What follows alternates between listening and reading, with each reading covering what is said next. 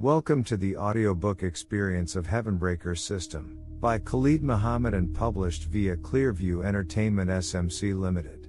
A sci-fi cultivation LitRPG that mixes ancient mystical aesthetics with cyberpunk coding logic. You are about to enter a world where the boundary between code and divinity is shattered.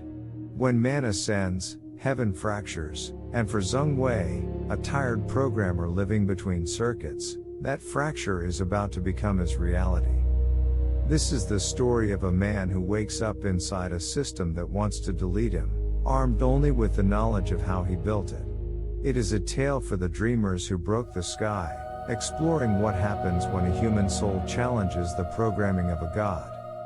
Prepare yourself for a journey where reality is just an interface, and survival means rewriting the rules. And now, we begin with Chapter 1. Offline. Part 1. Every glitch has an origin. Our story starts not in a mythical realm, but in the neon-lit quiet of a small apartment in Shenzhen. It is 2 a.m., that thin hour when even cities start to dream. Meet Zeng Wei. He is a man surrounded by the hum of computers and the memories of a game studio that no longer exists. As he sits down to run one final patch on an old project, he believes he is just testing code. He has no idea that he is about to type the command that will end his life as he knows it. We are what we pretend to be, so we must be careful about what we pretend to be. Kurt Vonnegut. The city at night was a body without sleep, pulsing and restless. Its veins were neon and its breath was static. From the window of a high-rise in Luohu district, Zeng Wei watched it all from his narrow apartment, the hum of computers filling the air like the rhythm of a second heart. He sat hunched before a pair of glowing monitors, shoulders curved forward in the shape of habit. His small desk was crowded with the remnants of the last 3 days, crumpled instant noodle cups, cold coffee, and a row of energy drink cans standing like empty soldiers. The blue light from the screens painted his face with an artificial pallor, softening his sharp cheekbones into exhaustion. It was after 2 in the morning, that thin hour when even cities start to dream. But Zeng had long since forgotten how to sleep properly. The hours after midnight were the only time he felt himself, quiet, untethered from the demands of the world.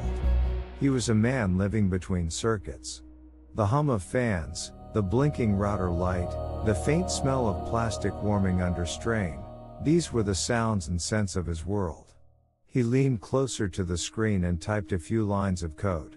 A faint smile ghosted across his face, the first trace of life that night. The program compiled without error. A small victory, but the only kind that mattered to him anymore. Outside, the wind pressed against the window with a sigh. It carried the distant wail of sirens and the low, constant throb of construction somewhere down the street. Shenzhen never stopped building, never stopped consuming itself. He sometimes imagined the city as a giant server, its people, like him, were just processes, running until they crashed.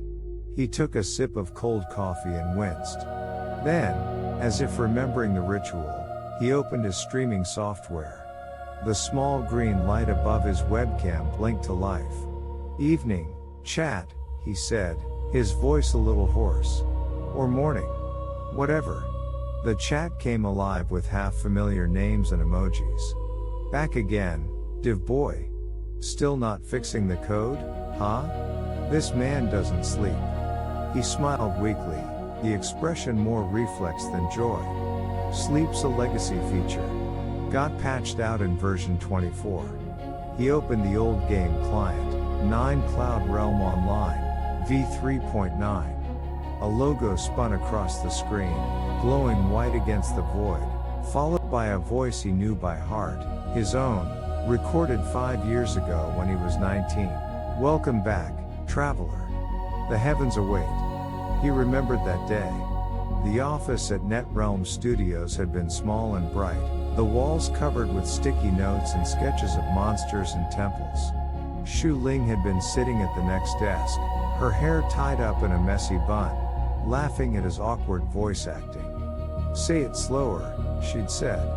Like a god welcoming someone into paradise, not a programmer late for dinner. He'd grinned at her back then, certain that his whole life was just beginning.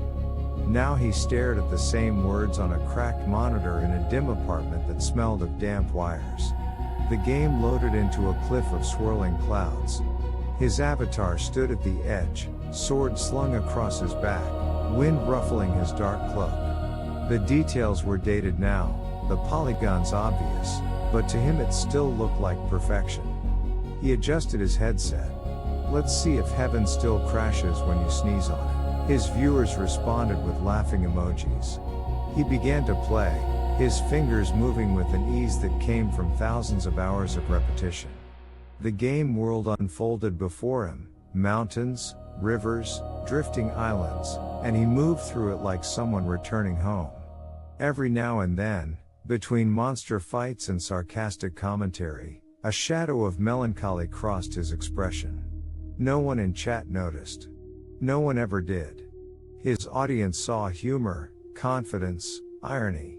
They didn't see the fatigue behind it, or the emptiness that came when the stream ended and the room went silent again. He played for another hour before the lag began. The game froze, then flickered, and the screen turned black. "Oh, come on," he muttered. "Not now." He rebooted the client, but it refused to start. The cursor blinked on a dark screen, stubbornly indifferent. He leaned back, rubbing his face with both hands. The silence of the apartment pressed against him again. He realized he hadn't eaten since noon. On the desk, his phone buzzed. He glanced at the screen. "Mom." He hesitated, then picked up. "Ah Wei," came the voice, gentle but weary. "You sound tired again. Are you working too much?" "I'm fine," he said automatically. "You always say that." He smiled faintly. "You always ask." "Because I worry." "You're still at that game company?" "It's not," he caught himself. "Sort of. I heard about the layoffs on the news. You could come back to Chongqing, help your cousin at the shop. It's honest work. You'd eat properly." "I'm eating fine, Mom." "Instant noodles aren't food," he laughed quietly. "Tell that to half of China," she sighed. "You should be with people, Wei. You were such a bright child. Always building, always dreaming. I don't like the thought of you alone in that box." He looked around at the apartment, the cables, the humming machines, the city blinking through the window. "It's not so bad," he said. "Boxes can be comfortable." She paused, then said softly, "You're too much like your father." He flinched. That's not fair. He was the same. Always chasing some invisible thing. A dream, a game, I don't even know. He left before he saw what he'd done.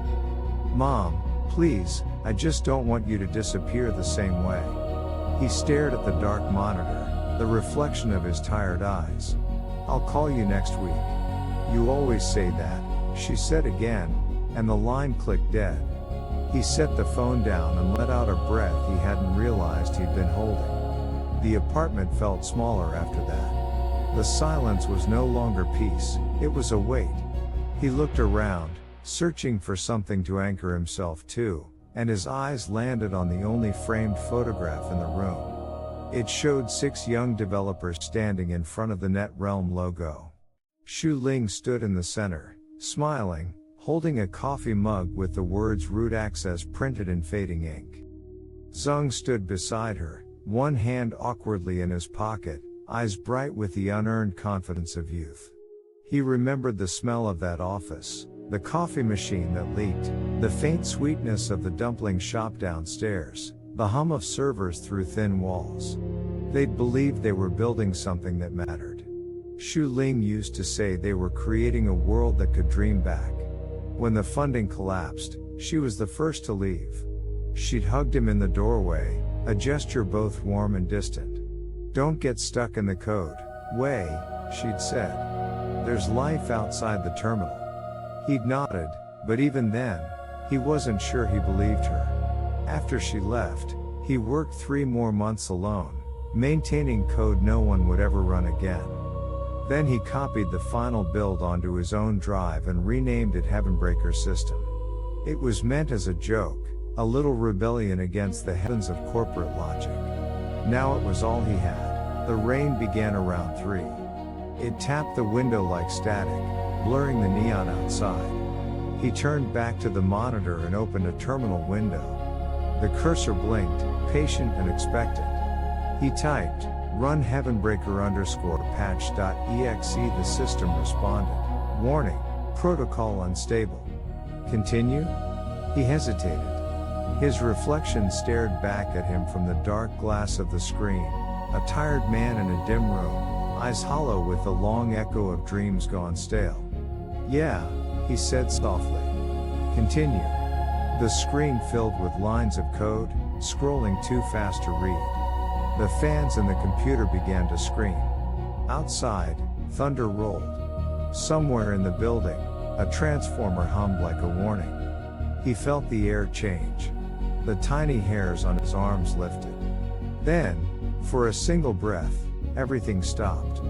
The code froze, the rain stilled, even the sound of the city seemed to hold its breath. And then the light came. It wasn't the white of a screen. It was something deeper, denser, light that felt alive. It poured from the monitors, swallowing the room, the walls, his body. He tried to move, but his limbs would not obey. He thought he heard a voice, faint, female, almost familiar. "Please stop breaking reality, Wei." It was Xu Ling's voice, or something wearing her memory. The light expanded, and his world dissolved into it. When the storm ended, dawn was breaking. The window had been blown open by the wind. Rain pooled on the floor, soaking into the tangle of cables. The monitors glowed faintly, their screens filled with static. Then the static cleared, leaving a single line of text pulsing in the darkness. Upload complete. User Zeng Wei, online. The morning after the storm was the color of steel.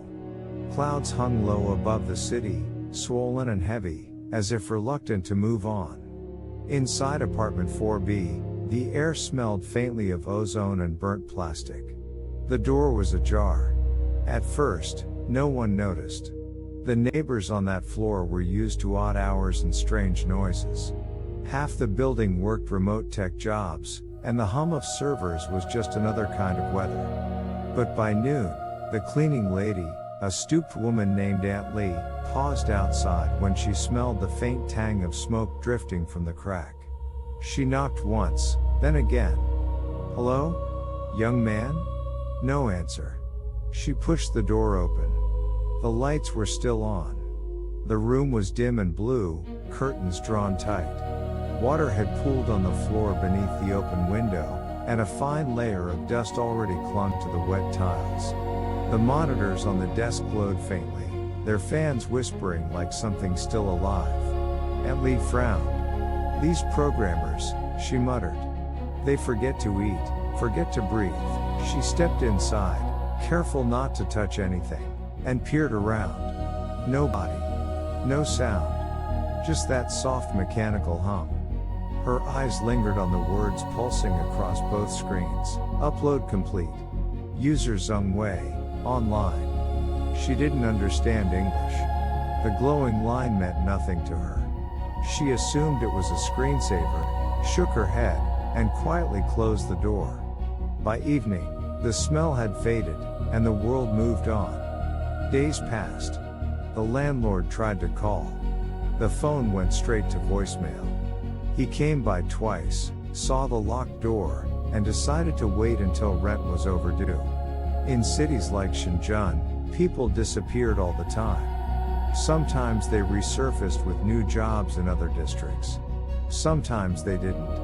The city had no patience for the missing. It was Xu Ling who noticed first. She had been going through old messages while cleaning her inbox, deleting contacts she hadn't spoken to in years. When she saw his name, Zeng Wei, QA Dev, she hesitated. The last message from him was dated 18 months earlier. Still keeping the dream alive, he'd written. Even if it's just me. She smiled sadly, then clicked his old streaming link out of curiosity. The channel was still online but silent, frozen on a thumbnail from 5 days ago. The title read, Running the Heavenbreaker Patch, Final Test. Her stomach tightened. The name was familiar. It was the private protocol she'd written half asleep one night during the Net Realm days, a joke to simulate divine access. It wasn't meant to run. She tried messaging him. Hey, Zeng. Are you alive? No response. She tried again the next day. Nothing. Finally, uneasy, she traced his address from an old payroll record and called the property office. They promised to check. When she hung up, she sat for a long time at her own desk, listening to the rain outside. The same kind of rain that had fallen the night they'd launched the prototype, the night he'd stayed late to debug the servers after everyone left. She remembered him standing by the window, the glow of the monitors turning his face pale, his eyes distant but burning. If we build it right, he'd said, it won't just be a game. It'll be a world that knows we exist. Now that sentence sounded like a warning. In his apartment, the machines kept running. The computer, designed for high-intensity loads, adjusted its fan speed automatically, keeping the hardware alive. The router lights blinked faithfully, sending data somewhere, packets of meaningless code looping through a network with no destination. If someone had looked closely at the data stream, they might have noticed anomalies, lines of information that didn't correspond to any process known to the operating system. Patterns repeating like heartbeats. An echo that wasn't supposed to be there. But no one looked. The machine went on humming, and in that electric hum, something stirred. At first there was only darkness. Not the simple black of sleep, but a weightless void where sensation existed without name. Then came the faint suggestion of air, a movement, a pulse, and with it, the echo of his own breathing. He didn't know he was Zeng Wei yet. He didn't know what he was. There was only awareness, expanding like light beneath water. When the first sound reached him, it wasn't language. It was a chime. Clear, pure, mathematical. Then another. And with the third came words, or the memory of words. Welcome to Nine Cloud Realm Online v3.9. The voice was familiar. His own, recorded years ago. But here it filled the world, vast and resonant, as if the sky itself were speaking. Light broke through the darkness, slow, golden, deliberate. He saw outlines forming, clouds, mountains, the shimmer of distant rivers. Color bled into them, first like watercolor, then sharpened to impossible clarity. He was standing, bare feet on cool grass. For a moment he simply stared. Every sense came alive at once, the crisp bite of mountain air, the faint sweetness of pine, the murmur of a stream somewhere below. When he moved, the ground yielded under his weight with perfect resistance. His heartbeat answered in his chest, not as a vibration of sound but as the certainty of existence. He looked down at his hands. They were his, and not his. Younger, unscarred, the skin smoother, the nails clean. His body felt lighter, almost translucent, as though every atom were newly coated. What the? He stopped. Even his voice sounded wrong, clearer, resonant, with a depth it had never had before. A sound answered him, a soft ping, sharp and cheerful. Floating text appeared in the air before him, lines of light tracing themselves into words. Welcome, player ID, Zeng Wei. Class, none. Level, 1. Tutorial quest loaded, slay 5 spirit chickens, 05. He laughed once, the sound echoing absurdly in the open air. Oh, you've got to be kidding me. End of Chapter 1. Part 1.